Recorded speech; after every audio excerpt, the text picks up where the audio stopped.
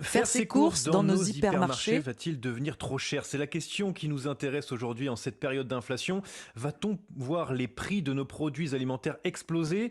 On va pouvoir avoir quelques éléments de réponse avec Pascal Ebel, experte de la consommation et directrice prospective au sein de la société de conseil Seaways.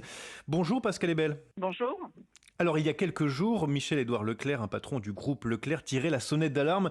Selon ses projections, il prévoyait une inflation sur le prix des produits alimentaires à 2 chiffres. Il parle même pour 2023 de tsunami inflationniste. Faut-il s'attendre à ce que les prix des produits flambent? Alors, en effet, Michel-Édouard Leclerc a fait un peu un effet d'annonce parce que des négociations qui commencent. Mais dans les augmentations des prix des matières premières, on voit bien qu'en ce moment, le prix du blé a baissé. Donc, a priori, on ne devrait pas avoir une hausse après janvier-février 2023. C'est-à-dire qu'on pense que plutôt le pic, il est là en décembre et qu'ensuite, ça va un peu s'atténuer. C'est des propos plutôt alarmistes, vous pensez? Oui, c'est alarmiste parce qu'il y a ça tous les ans, c'est-à-dire que c'est un jeu entre les distributeurs et les fabricants pour lancer des négociations. Donc les négociations commencent en novembre et se finissent fin février. Et cette année, on a été obligé de réouvrir des négociations qui ont commencé en avril et qui sont dans certains cas, pas encore terminées. Donc il y a beaucoup de négociations entre les deux parties et il y a souvent des effets d'annonce en prenant un petit peu les consommateurs en otage, en fait. Avec cette inflation qui est à son pic, c'est ce que vous disiez. Cette semaine, Carrefour quand même tente de trouver des solutions en annonçant un virage vers le discount avec le retour des produits de première gamme. Objectif, faire de ces hypermarchés des lieux populaires et à petit prix. Et en fait, on a l'impression que c'est un changement de modèle à laquelle on assiste de la part de ces géants de la distribution.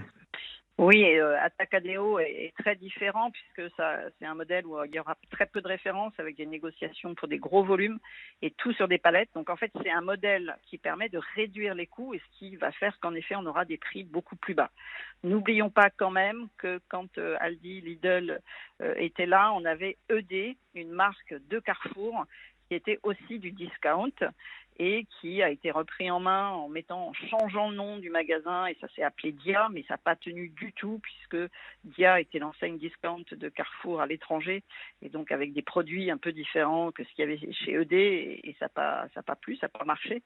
Donc Carrefour a déjà eu une enseigne discount et a été fermée, elle l'a fermée en 2014 au moment où l'économie allait mieux.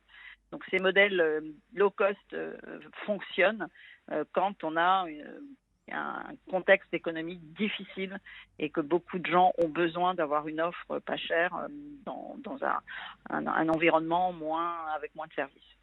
Et vous le disiez, il y a la chaîne Atacadão qui fait fureur au Brésil, chaîne de Carrefour qui devrait être déployée en France en 2023. Il y a aussi l'espagnol Prix Prix qui arrive, le concept des mini-prix en grande quantité. Alors, est-ce qu'il faut s'attendre à ce que ce type de commerce revienne en nombre du coup dans les mois à venir en France?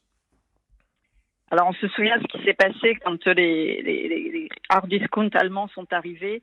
C'est que souvent, il y a une riposte des grands, donc les autres, Auchan, Leclerc, qui vont peut-être créer dans leur magasin des rayons très discount. Donc, ça va dépendre un petit peu de comment ça va être accepté par les concurrents et comment ils vont réagir. Parce qu'ils peuvent très bien se motiver et créer des rayons avec des prix encore plus bas. C'est ce qui s'était passé en 2014. Les prix étaient devenus plus chers chez Dia que chez Carrefour, justement, ou que chez Auchan ou chez Leclerc. Oui, parce qu'on va venir concurrencer des magasins comme Lidl, Leader Price ou Aldi, c'est ça. Et c'est eux qui pourraient mettre des prix encore plus bas. Oui, eux aussi vont réagir. Ils sont positionnés dans des lieux très proches des villes, notamment Lidl. Donc ça va dépendre un petit peu aussi où est-ce que Atacadão va s'installer. Est-ce qu'il va s'installer dans les périphéries, près des très grands hyper, notamment près des grands hyper de Carrefour. C'est pas la même clientèle que dans les centres-villes. Donc tout va dépendre des concurrents et de l'installation et à quel endroit ils seront installés. Il y a des avantages, évidemment, ce sont les petits prix, mais il y a aussi des inconvénients. Est-ce que ça veut dire que c'est la fin des produits de qualité dans les rayons de nos magasins? Est-ce qu'on abandonne ce sujet-là? Alors certainement qu'on va abandonner le fait d'avoir beaucoup de références, notamment parce on aura de plus en plus de pénuries avec les incidents climatiques. Donc on a besoin de ces modèles qui offrent moins de produits, mais dont on est sûr que le produit existe.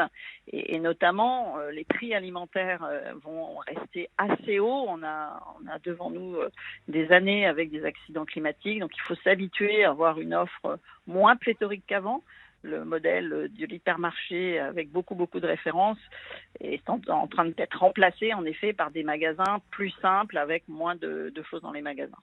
Et finalement, ce n'est pas le retour aux origines de l'hypermarché, de voir moins de références. L'hypermarché des années 60, c'était le modèle Atacadão, c'était le modèle low cost à l'époque, hein, c'est-à-dire que ça bouleversait tout.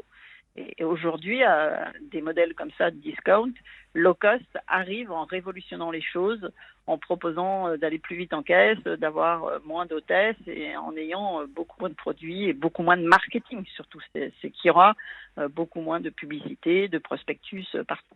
Merci beaucoup Pascale Ebel, experte de la consommation, d'avoir été avec nous sur Europe 1 pour parler de ces changements à venir dans la grande distribution.